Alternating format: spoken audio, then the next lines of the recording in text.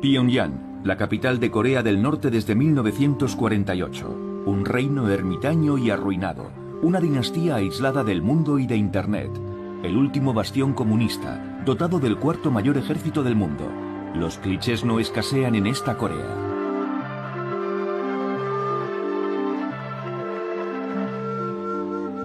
Pero ¿qué sabemos en el fondo de este país, aparte del hecho de que hay dos Coreas?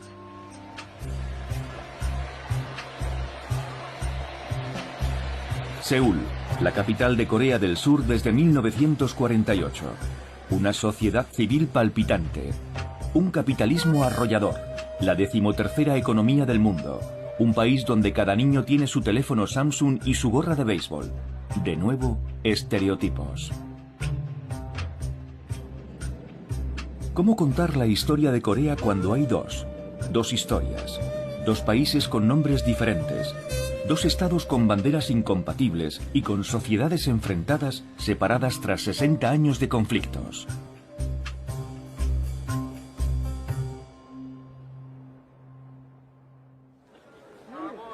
Los campeonatos del mundo de taekwondo nos muestran a otra Corea del Norte. Acuden 800 deportistas de 80 países. Pero no de Corea del Sur. No se les permite visitar a sus hermanos enemigos.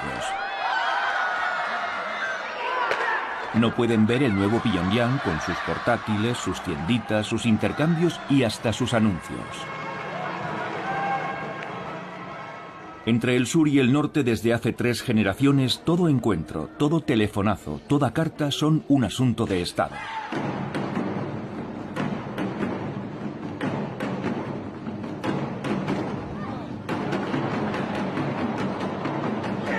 También en Corea del Sur el taekwondo es el deporte nacional, igual que el fútbol en Brasil. Vienen atletas de todo el mundo, salvo de Corea del Norte.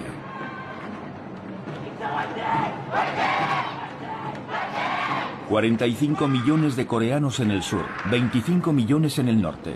¿Comparten algo aún? ¿Las nanas? ¿Los juegos? ¿Los sueños? Sí, comparten algo. Todos viven en un semipaís. Todos tienen presente la división.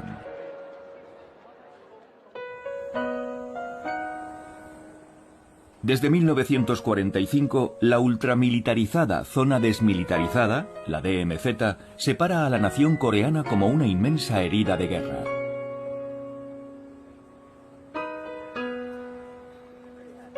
Para entender cómo han llegado a esta situación, hemos contado con unos coreanos del sur y del norte que han accedido a contarnos juntos su historia.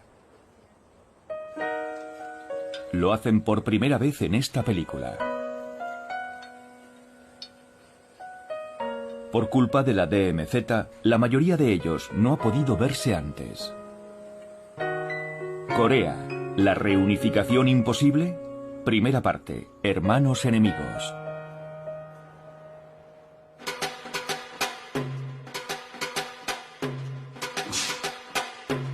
En el taekwondo cada movimiento tiene un significado. Este se conoce como Dangun. Dangun fue el primer coreano. Cuenta la leyenda que nació hace 5000 años del apareamiento entre un hijo del cielo y una osa convertida en mujer. Este mito fundamenta la idea de una nación coreana unida. En Corea del Sur, el día del nacimiento de Dangun fue durante mucho tiempo festivo.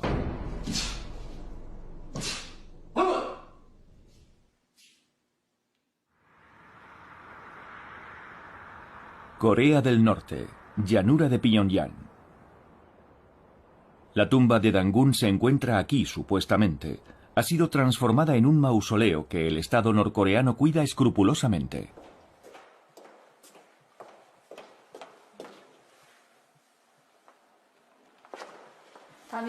Aquí tenemos la caja que contiene el espíritu de Dangun. Nuestros antepasados han creado una serie de tradiciones en torno a la figura fundadora de Dangun. Todos los visitantes que vienen aquí se dan cuenta de que somos un mismo pueblo, que desciende de Dangun y que ha de reunificarse. Hablamos el mismo idioma, habitamos el mismo territorio, son cosas que dan que pensar.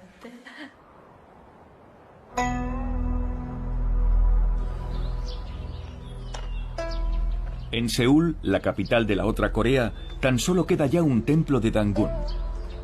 Los demás han sido arrasados por la modernización y las iglesias protestantes muy en boga en Corea del Sur. Fue a finales del siglo XIX cuando Dangun se convirtió realmente en el símbolo de la identidad nacional. En aquel entonces, Corea todavía unida se enfrentaba a la incursión masiva de las potencias imperialistas, los estadounidenses, los rusos, los chinos, los europeos y los japoneses. Por lo que respecta a Rusia y China, necesitaban a Corea para tener acceso al mar. Por su parte, los estados marítimos como Japón y Estados Unidos necesitaban una cabeza de puente para su avance en el continente chino.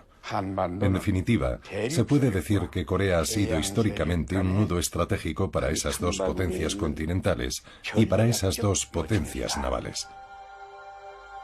Corea es una península del tamaño de Gran Bretaña. El norte, separado de China y Rusia por los ríos Yalu y Tumen, es muy montañoso. El sur hace las veces de granero de arroz. Pero los coreanos se ven ante todo como víctimas de su geografía.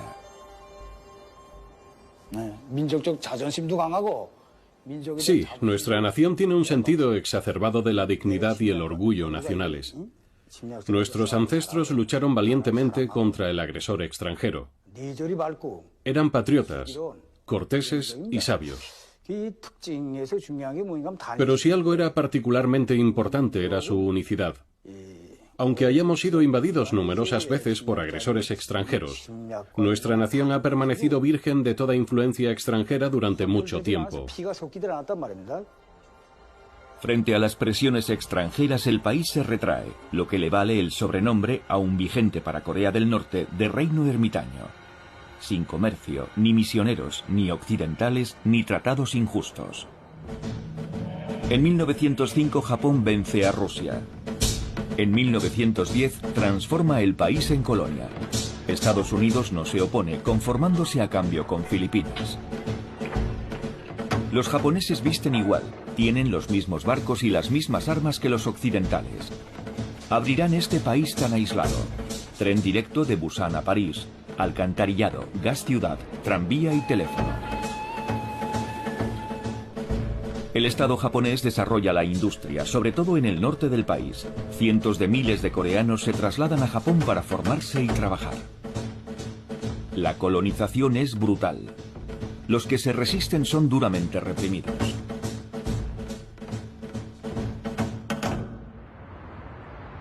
El ayuntamiento de Seúl es uno de los principales vestigios de la ocupación japonesa. Por aquel entonces, Seúl es la ciudad más grande del país. La segunda es Pyongyang. Bajo la colonización japonesa, Seúl se modernizó por la fuerza. No fue un proceso natural. No hubo una transición orgánica. Fue algo impuesto. Seúl no pudo tener un crecimiento equilibrado. Y es una lástima. Lo que recuerdan hoy los coreanos es la voluntad por parte de Japón de aniquilar su identidad.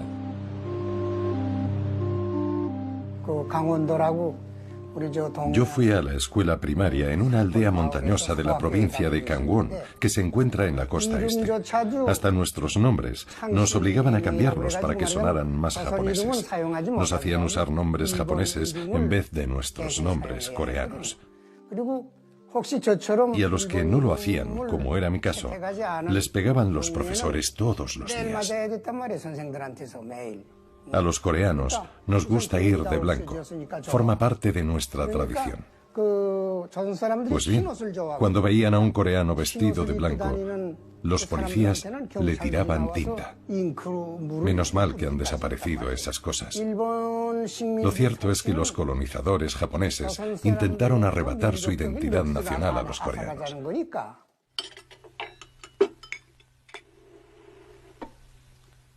La colonización provoca una división entre los coreanos.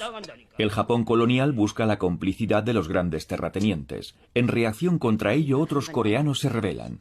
Así lo muestra el primer largometraje de ficción norcoreano de la posguerra. Es un caldo de cultivo revolucionario. 얘들은 개만도 못한 것들이야. 개도 사흘을 치면 주인을 알아본다는데 그놈의 새끼들이 금방지게 마음은 살아가지고 친구야.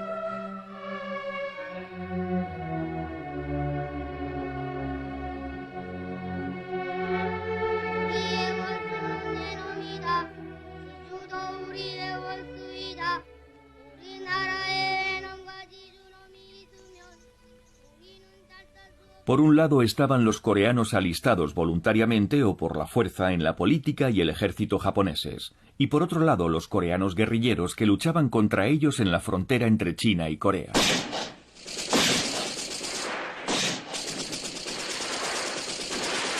Uno de los resistentes más conocidos se llama Kim Il-sung.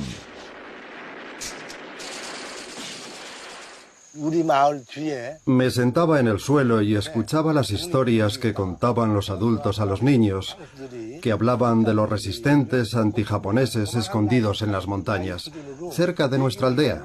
Era la época de la batalla de Bochembo, la ofensiva de Bochembo liderada por Kim Il-sung en 1936. Por aquel entonces yo tenía 6 años, era la primera vez que oí hablar de Kim Il-sung.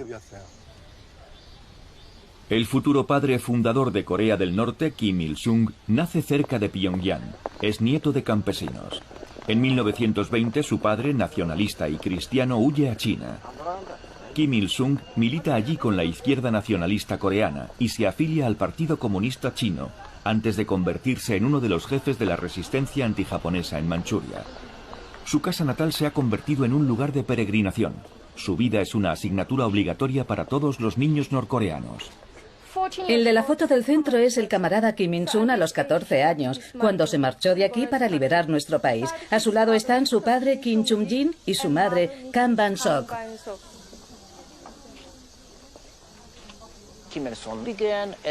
Kim Il-sung empezó siendo comunista, pero a menudo en el este asiático el comunismo no se veía como una forma de resolver los problemas sociales, sino de conquistar la independencia nacional. La idea era crear un Estado fuerte, poderoso, no tener que depender de nadie. Así que en el este asiático y en Corea el comunismo era una doctrina de corte muy nacionalista. No es solo la casa de nuestro camarada Kim Il-sung, es la casa de nuestro pueblo, la cuna de nuestra revolución.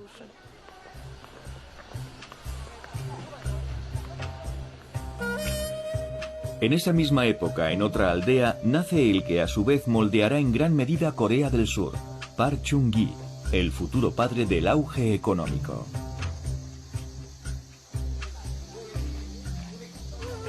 Nació en esta casa en 1917.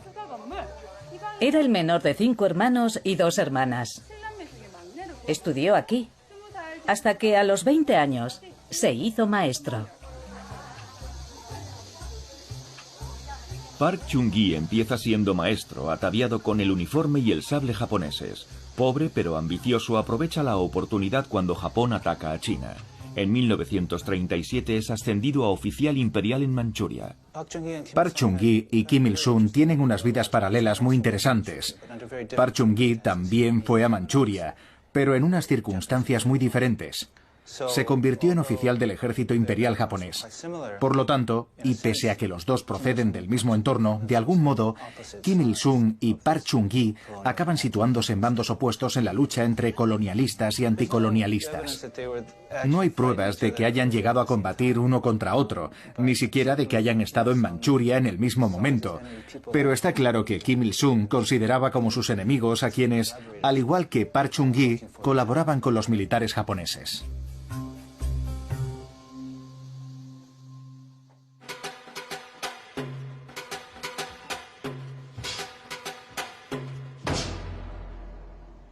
Este movimiento se conoce como Sam-il y celebra el inicio de la sangrienta lucha de los coreanos por su independencia.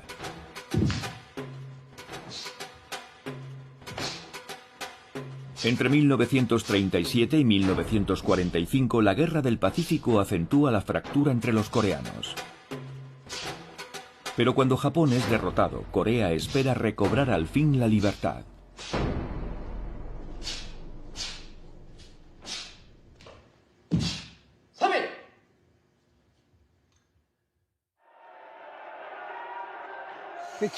Cuando me apeé del tren en la plaza de la estación, un señor sacó algo de debajo de la chaqueta y gritó: ¡Viva la Corea independiente! Luego me fijé mejor en lo que era y vi que era una bandera coreana. Era la primera vez que veía la bandera coreana. Tras la liberación del país, todo el mundo estaba muy exaltado. Pero la verdad es que no sabíamos qué hacer aparte de gritar: ¡Hurra! ¡Viva la Corea independiente! El resto es historia. La desdichada historia de Corea. En 1943, en la Conferencia del Cairo y posteriormente en 1945 en la de Yalta, los aliados pactan autorizar la independencia de Corea a su debido tiempo. Mientras tanto, el país será puesto bajo tutela estadounidense y soviética. A raíz del hundimiento de Japón, las tropas soviéticas llegan por el norte. Tal y como habían acordado, dejan que los estadounidenses ocupen la mitad sur del país. Dos diplomáticos estadounidenses trazan apresuradamente una línea de demarcación entre el norte y el sur, siguiendo el paralelo 38 para incluir Seúl en zona estadounidense.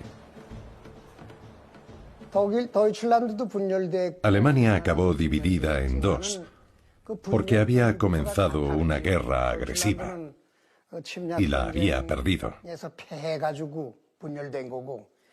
En nuestro caso, la división nos fue impuesta por unas potencias extranjeras. No fue cosa nuestra. En el sur, un exiliado llamado Syngman Rhee toma el poder con el apoyo de Estados Unidos. Juntos, se proponen aplastar a los comités populares que han ido emergiendo por todo el sur, aunque para ello tengan que rehabilitar en el ejército y la policía a los antiguos colaboracionistas pro-japoneses. Entre 1945 y 1948, las organizaciones sindicales se enfrentaron al gobierno militar estadounidense. Los agricultores se sublevaron contra la presencia estadounidense, que entre otras cosas no logró racionar la comida de forma equitativa ni llevar a cabo una reforma agraria. Existía una oposición abierta y tensa entre la izquierda y la derecha. Luego, naturalmente, el gobierno militar estadounidense intervino y tomó partido por la derecha. La represión se cobrará decenas de miles de víctimas.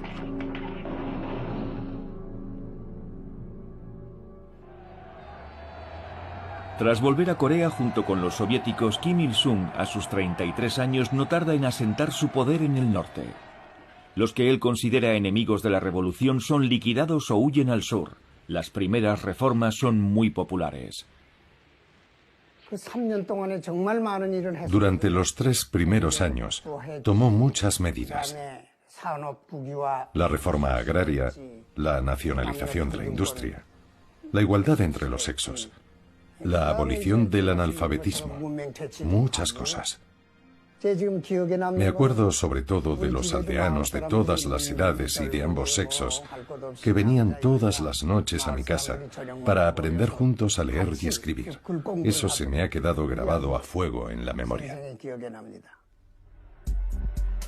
El 15 de agosto de 1948, Syngman Rhee, recién elegido presidente, proclama la República de Corea. A su lado, el general estadounidense MacArthur. 3 semanas más tarde, Kim Il-sung proclama la República Popular Democrática de Corea, reconocida por el bloque comunista. Las dos grandes potencias modelaron cada una su propio estado, pero el control soviético sobre el norte era considerablemente más estricto que el control estadounidense sobre el sur. Ahora que los archivos están desclasificados, sabemos que hasta, digamos, finales de los años 40, la mayoría de las declaraciones de los políticos norcoreanos tenían que haber sido aprobadas previamente por la embajada soviética o el gobierno soviético. La constitución norcoreana fue corregida personalmente por el propio Stalin.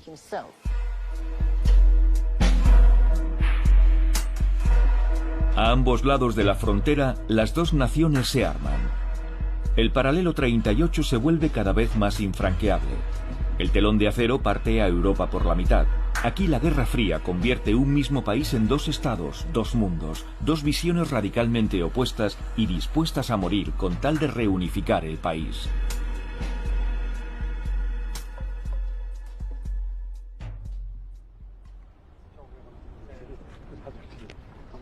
La Guerra de Corea comienza el 15 de junio de 1950.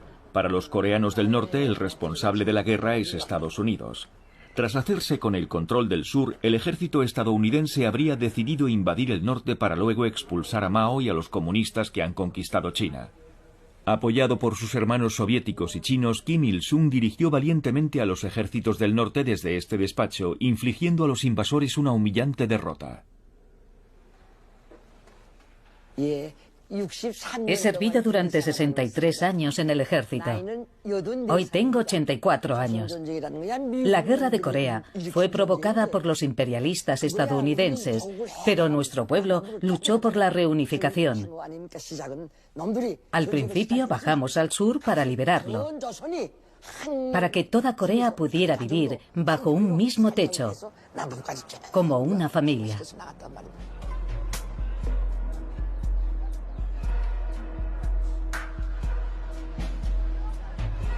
En Corea del Sur, el imponente memorial de la guerra cuenta la otra versión de esta historia. El 25 de junio de 1950, tras obtener por fin el permiso de Stalin y Mao, Kim Il-sung ataca al sur para imponer una reunificación por las armas bajo un régimen comunista. Todo empezó como una guerra civil, de eso estoy seguro. Tanto el norte como el sur se habían estado preparando para la guerra.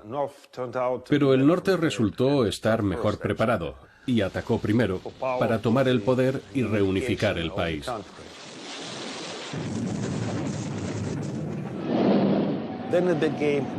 Luego el conflicto se internacionalizó enmarcándose la Guerra Fría, que enfrentaba a la Unión Soviética y a China por un lado y a Estados Unidos y a los occidentales por otro. Durante el verano de 1950, casi toda Corea del Sur se ve invadida por los llamados rojos, salvo la región de Busan en el suroeste.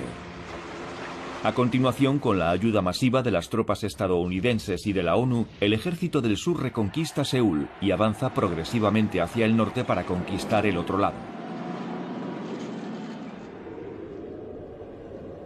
En diciembre de 1950, los primeros soldados estadounidenses llegan a la frontera entre Corea del Norte y China. En Pekín, Mao lo repite varias veces. Las tropas estadounidenses a las puertas de la joven China comunista son una declaración de guerra. Cuando Estados Unidos atacó nuestro país, China nos envió a sus hijos y sus hijas, y hasta el hijo del presidente Mao. Pensábamos que una Corea más poderosa, gracias a nuestro apoyo, impediría que los estadounidenses y los surcoreanos se acercaran a nuestra frontera.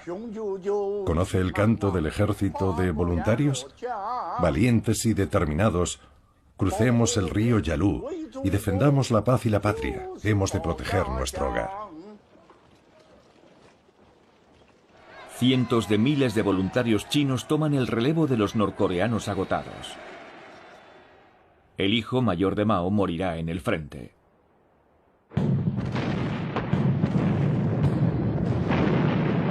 La retirada de los estadounidenses se convierte en una catástrofe. Los soldados estadounidenses que no se ven sumergidos por las oleadas de soldados chinos se congelan. Allá donde pueden embarcan hombres, materiales y algunos miles de refugiados coreanos harapientos. El puerto estaba atestado por la aglomeración de Wonsan y no podía subir todo el mundo a bordo. Yo, como estaba solo, pude subir al barco. Pensé que volvería a casa en una semana. Me llevé solo un libro. No nos íbamos por una cuestión de libertad, era por pura supervivencia. Decían que si nos quedábamos, pronto estaríamos muertos o nos tirarían una bomba atómica. En medio de ese caos aparece por primera vez en Corea el arma nuclear.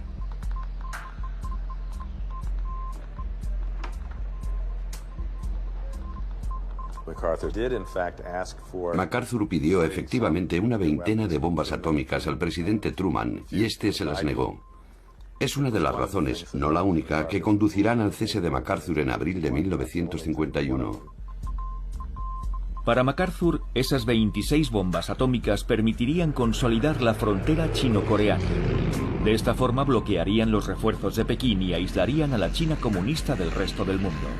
Elaboran unos planes detallados. Unos bombarderos efectúan maniobras de acercamiento sobre el norte, llegando incluso a soltar unos señuelos para poner a prueba los impactos. Tuvo que ser tremendo ver llegar desde un búnker norcoreano esos bombarderos B-29 procedentes de Japón, sin saber si soltarían una bomba atómica de verdad o una falsa. Para evitar desencadenar una tercera guerra mundial, renuncian a la opción nuclear. En el verano de 1951 el frente se estabiliza más o menos en su punto de partida. La guerra se convierte en una guerra de trincheras. Para doblegar a China y Corea, comienza un bombardeo sistemático del norte. Los archivos oficiales de las Fuerzas Aéreas de Estados Unidos disponen de estadísticas sobre la destrucción del país. Las cifras de destrucción fueron mayores que las sufridas por Japón o Alemania durante la Segunda Guerra Mundial. Los norcoreanos perdieron el control de los cielos y comenzaron a excavar instalaciones subterráneas. Construyeron industrias y escuelas, fábricas y hasta pistas de despegue bajo tierra. No quedaba ya nada en Pyongyang. Era un amasijo de ruinas. No quedaba una sola casa en pie. Todo el mundo vivía semienterrado. Los niños iban al colegio bajo tierra. Y allí fue donde el pueblo coreano comenzó a reconstruir su país bajo tierra. Había brigadas reconstruyendo el ferrocarril y las carreteras. Los coreanos no estaban muertos, estaban bien vivos.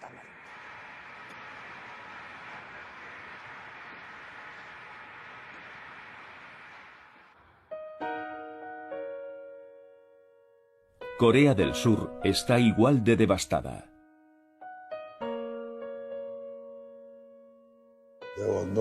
Al final no había árboles, no había edificios, no había racionamiento, nada. No se podría hacer nada, porque todo estaba destruido y el pueblo era ignorante. No tenía educación. Cada año en primavera se acababa la comida. Fue un periodo muy difícil. Hoy casi resulta inimaginable. En 1953 muere Stalin. La Guerra Fría relaja el cerco. Corea del Norte, China y en nombre de Corea del Sur y la ONU, Estados Unidos, firman un armisticio que no tratado de paz. Jurídicamente, la guerra aún no ha terminado. La guerra de Corea se cobró entre 3 y 4 millones de muertos. Es una de las guerras más sangrientas de la historia, con sus atrocidades perpetradas en ambos bandos, sus fosas comunes, sus ejecuciones públicas y sus millones de refugiados. Llegué a Busan, en Corea del Sur, pensando que a la semana volvería a casa. Y hace ya 60 años que vivo aquí.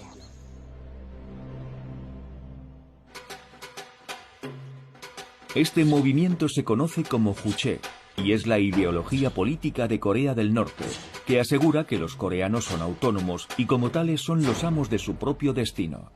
La nación toma cuerpo de forma natural en su líder supremo. Esa mezcla de autosuficiencia y autodefensa muy diferente del marxismo ortodoxo resuena profundamente en la mentalidad coreana.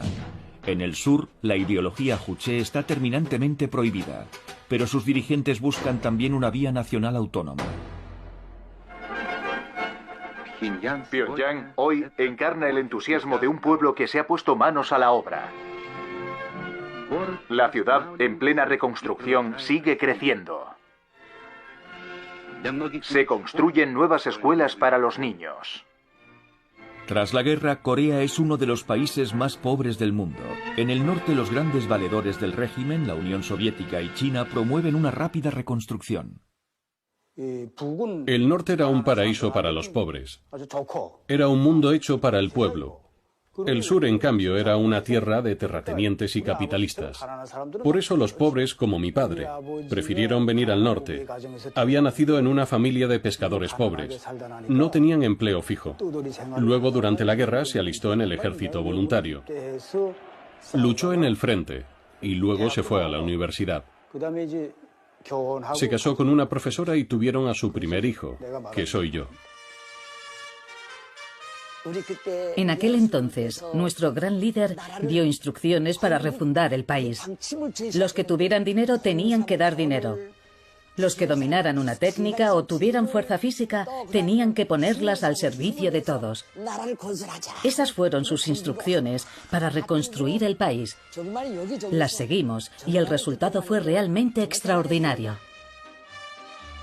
El todopoderoso Partido de los Trabajadores de Corea ordena la colectivización de la agricultura, del artesanado y de la mayoría de las pymes. La comida se reparte en función del mérito. Los trabajadores son los que más reciben y las familias de los antiguos colaboradores de los japoneses los que menos.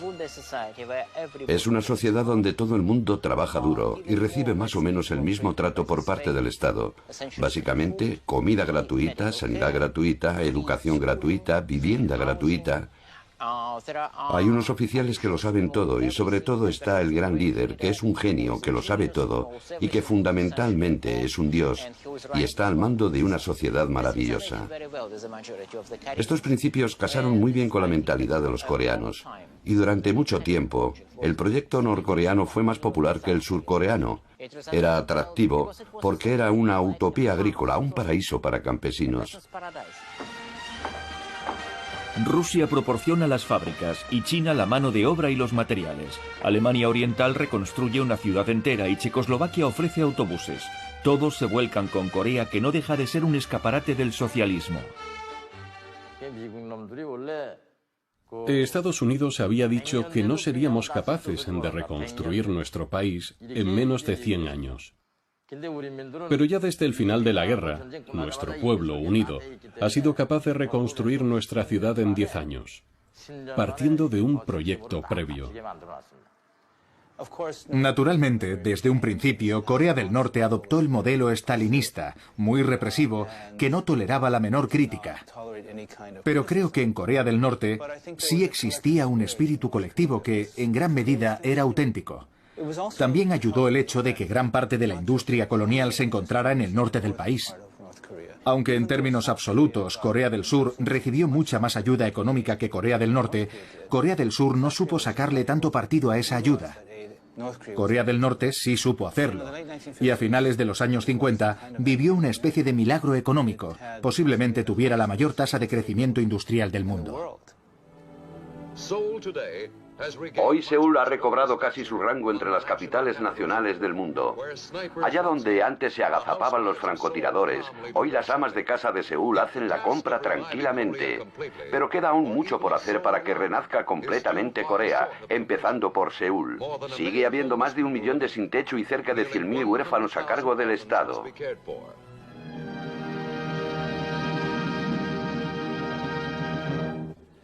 Si bien Corea del Sur es un país con el doble de población que el norte, es un territorio agrícola y muy subdesarrollado. El régimen corrupto de Syngman-rhee está fuertemente dividido a nivel interno. El ejército es la única institución que sigue en pie.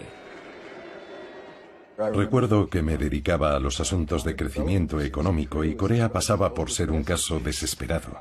No tenían recursos naturales, había una corrupción endémica y lo más irónico es que estaban lastrados por la ética confucianista que enseña que un caballero no debe trabajar, debe vestir de blanco y dejarse crecer las uñas para mostrar su desprecio por el trabajo manual. Esa era la visión del mundo de Corea hace apenas 50 años, así que a Corea del Sur le llevó su tiempo darnos un atisbo de esperanza.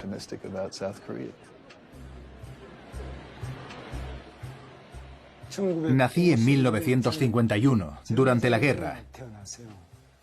Siempre teníamos hambre. Nos vestíamos con harapos. Siempre estábamos enfermos.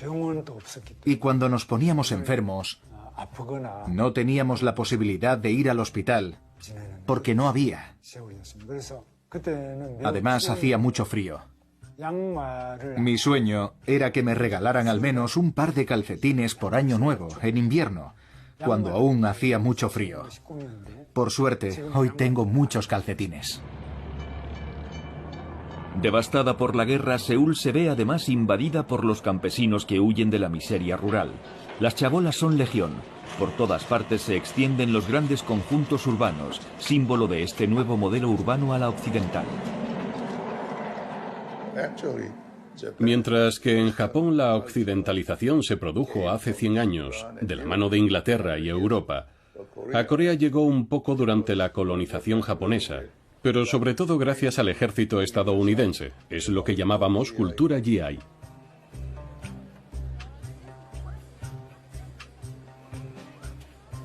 Los que sí creen en su país son los primeros emprendedores surcoreanos. Hyundai, que significa moderno, comienza a hacer fortuna aprovisionando al ejército estadounidense. El Estado firma contratos de reconstrucción. La mano de obra de las zonas rurales está dispuesta a trabajar los 7 días de la semana siempre y cuando se le dé de comer. En 1960, unas manifestaciones estudiantiles masivas derrocan a Syngman Rhee. Durante unos breves instantes se impone un amago de democracia. Pero un año más tarde, un general casi desconocido, Park Chung-gi, da al traste con ese movimiento, temeroso de que Kim Il-sung aproveche la situación. La junta militar en el poder habla de revolución, quiere industrializar el país a marchas forzadas. Relanzar la economía supone la capacidad de defenderse en futuros conflictos. Cuando se produjo nuestra revolución militar, el presidente Park Chung-gi era un general de 2 estrellas. Lo conocí muy bien. Era muy rígido, muy frugal, muy patriótico. Ya no existen hombres como él. Todo giraba en torno a la rivalidad con Corea del Norte. Teníamos un ejército de 600.000 hombres y por aquel entonces había muchas divisiones estadounidenses en el país. Había que defender nuestro país porque no se sabía lo que podía pasar. Todo lo hacíamos pensando en Corea del Norte.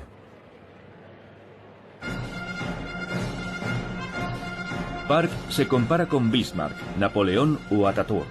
Empieza tranquilizando a Washington, inquieto porque su hermano había sido un insurgente comunista.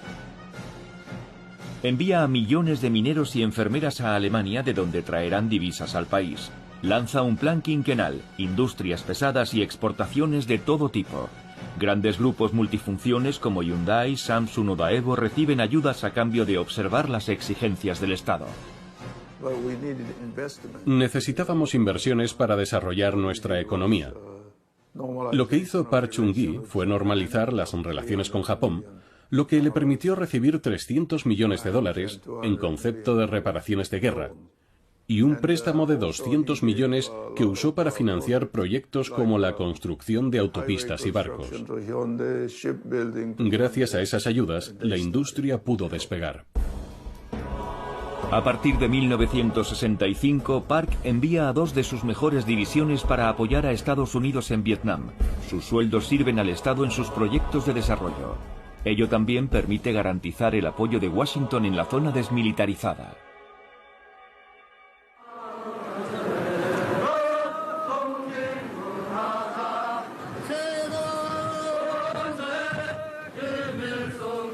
En el norte, el omnipresente Kim Il-sung asienta su poder interno eliminando las facciones prosoviéticas y prochinas.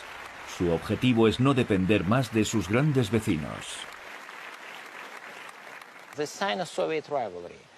Lo mejor que pudo pasarle a Kim Il-sung fue la rivalidad entre China y la Unión Soviética. Básicamente le permitió obtener financiación de ambas partes en recompensa por su neutralidad. Fue una gran estrategia. Era un maestro de la manipulación. Y yo diría que tuvo mucho éxito. Esa voluntad tan feroz de autonomía lo convierte en un héroe de los países no alineados, como Indonesia, Yugoslavia, Madagascar o Camboya, cuyo rey pasará incluso 2 años en el exilio en Pyongyang. Aquí, la ideología no es el marxismo-leninismo, ni siquiera el comunismo. Es el Kim Il-sungismo, que se caracteriza por el juche. El juche quiere decir contar con uno mismo, con sus propios recursos, su propio esfuerzo y espíritu de sacrificio para desarrollarse y defender el país. Es un ideal hermoso. Durante 20 años la economía planificada cumple sus promesas. Hasta la CIA está impresionada por el número de escuelas y la reducción de la pobreza. Las abundantes materias primas, hierro y carbón en particular, se exportan a Japón y Europa, pero el sistema enferma poco a poco. Oficialmente el embargo estadounidense es el culpable de todos los problemas, pero el gasto improductivo y la deforestación de las zonas rurales, que provoca la erosión de las tierras, marcan también los límites de este sistema monolítico y ultracentralizado. En su día hablé con una serie de jóvenes de la nomenclatura, cargos intermedios, diría yo. Tenían una visión muy maniquea de las cosas. Estas eran las cualidades más apreciadas en el sistema de Corea del Norte. Rehusar todo compromiso con el enemigo, estar dispuestos a sacrificarse, oponerse terminantemente a todo punto de vista diferente, no dudar en nada, ser obediente. Esas eran las virtudes que le permitían a uno trepar por la escala social.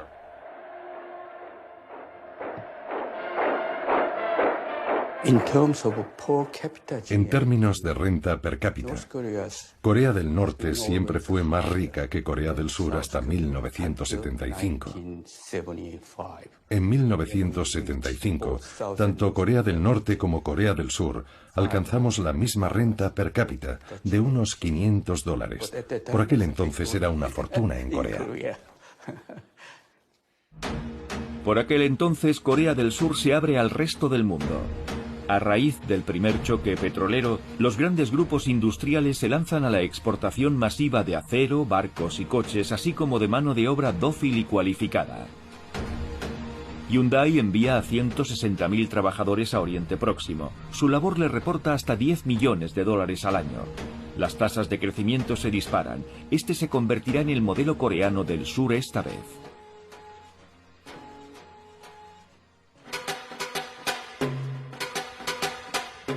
Este movimiento se conoce como Tong-il, o reunificación. Es lo que desea el pueblo coreano desde 1945. La Guerra de Corea y la Guerra Fría han hecho imposible la reunificación por las armas, pero para que haya un acercamiento han de poder al menos reunirse, hablar, pensar en soluciones. Pero no es fácil, cuando el paralelo 38 está cerrado a cal y canto.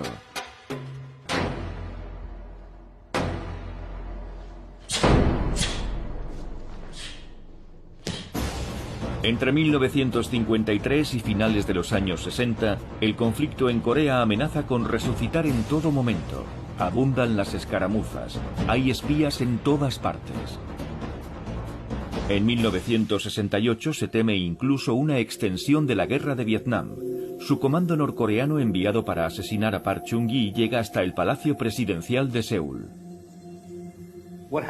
El 21 de enero de 1968 llegaron unos comandos norcoreanos de Pyongyang hasta aquí, justo detrás de esta casa, al jardín de la residencia presidencial. Los surcoreanos los capturaron tras un violento enfrentamiento, pero a raíz de eso cundió el pánico y muchos surcoreanos se fueron a vivir a Estados Unidos. Otros empezaron a acumular fideos y toda clase de provisiones por miedo a otra guerra. Sin duda, la inseguridad era inseparable del modo de vida coreano en los años 70. De los 31 miembros del comando, 30 fueron abatidos o se suicidaron antes de ser capturados. 2 días más tarde, el barco espía estadounidense Pueblo es interceptado por la flota norcoreana. Una captura humillante que para Corea del Norte será la gran proeza de la Guerra Fría. Los estadounidenses estaban tratando de ocupar nuevamente nuestro país y por ello habían enviado un barco espía, el Pueblo, pero fue capturado por nuestra heroica marina. Al cabo de un año liberamos a la tripulación del barco, lo que significa que el asunto del barco Pueblo estuvo en el corazón de la actualidad durante todo ese año. Era mi primer año de servicio militar. Todas estas escenas fueron filmadas en aquella época. Se encuentran en nuestros archivos. Entre los soldados a los que liberaron había uno que temía que los volvieran a detener.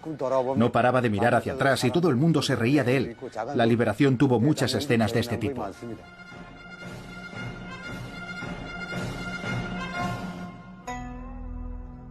En 1971 el mundo está cambiando. Tras las crisis de Cuba y Praga es tiempo de deshielo. En Asia, Estados Unidos se acerca a China. El presidente Nixon, valedor de Corea del Sur, se reúne con Mao, aliado de Corea del Norte.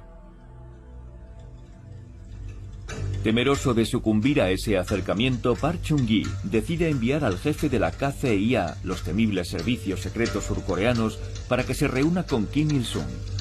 Kim Il-sung, a su vez, envía a su propio hermano a Seúl. Los contactos serán ultrasecretos, hasta una gran rueda de prensa que sorprenderá al mundo entero. Declaración conjunta de Corea del Sur y del Norte. En primer lugar, la reunificación se debe emprender de forma autónoma, sin depender de ninguna potencia extranjera ni de su intervención. En segundo lugar, la reunificación no debe llevarse a cabo por las armas, enfrentándonos unos a otros, sino de forma pacífica. En el norte la reunificación es un tema muy popular. Pyongyang ha aceptado la existencia de dos sistemas. Tal y como muestra este fresco, Kim Il-sung propone ya en 1970 un Estado federal que coordine el norte y el sur tan diferentes. Es la idea que promueven por el mundo sus diplomáticos. Estos primeros contactos, duraderos y de alto nivel, provocan una inmensa ola de esperanza. Las cruces rojas del norte y el sur se reúnen en las dos capitales. Instalan un teléfono rojo. Pero a pesar de esos esfuerzos, los bandos siguen reforzándose.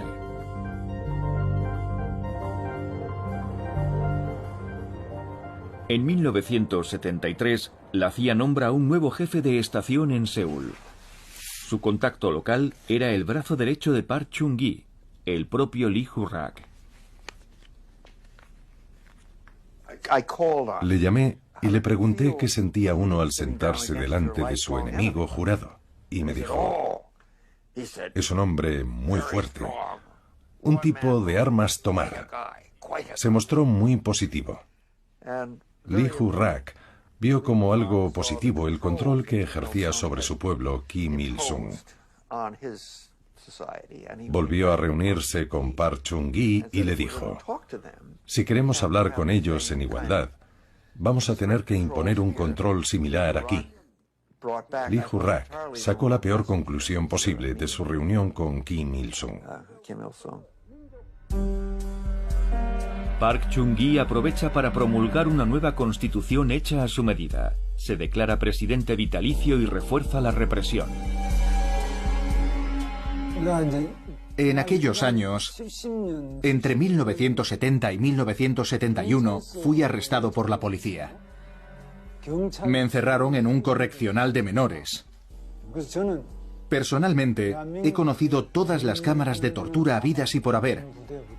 Las del ejército, las de los servicios secretos, las del Servicio de Inteligencia Nacional de Corea del Sur, las de la policía e incluso una cámara secreta de tortura.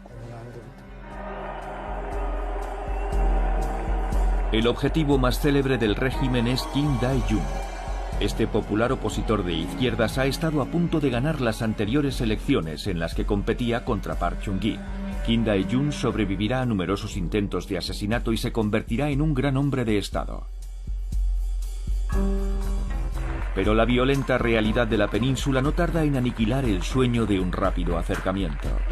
En 1974, durante un discurso de Park, un individuo trata de asesinar al presidente. Su guardaespaldas responde abriendo fuego.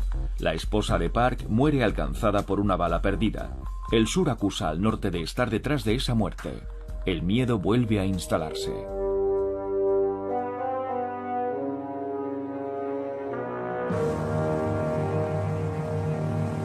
En el ámbito internacional, los estadounidenses han perdido la guerra de Vietnam.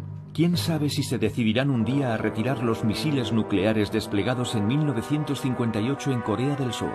Park Chung-hee decide dotar a su país de la bomba atómica. Teníamos informes sobre unos surcoreanos que estaban negociando la adquisición de una planta de reprocesamiento nuclear a los franceses, capaz de transformar el combustible del reactor en plutonio de grado militar. Naturalmente, los coreanos nos decían que no era para fabricar armas, sino para su uso civil y otras patrañas. Así que nos pusimos en contacto con el gobierno francés y les dijimos: miren, tenemos a 40.000 soldados jugándose la vida en la península de Corea. Hagan el favor de no desestabilizar más las cosas. Y cancelaron el contrato.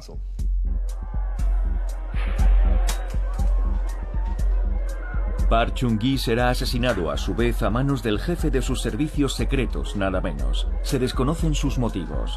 La muchedumbre llora a quien la ayudara a salir de la miseria.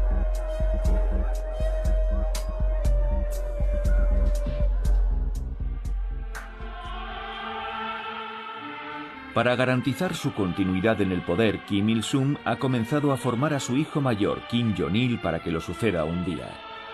Este sistema dinástico escandaliza a los aliados comunistas, pero parece normal dentro de la doctrina Juche.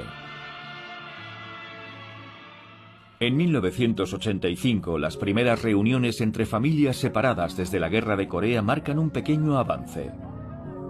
El norte también envía arroz tras unas inundaciones en el sur, lo que no impide que se produzcan una serie de atentados, episódicos pero muy violentos, contra el gobierno militar de Seúl. Globalmente el norte parece estable, lo que cambia es el resto del mundo. Tras su primera reunión con Gorbachov, creo que en octubre de 1986, Kim Il-sung volvió a Corea firmemente convencido de que la cosa no iba por buen camino. Se sentía solo y tenía la suficiente experiencia como para entender que no habría nadie para defenderlo una vez cambiase el sistema socialista.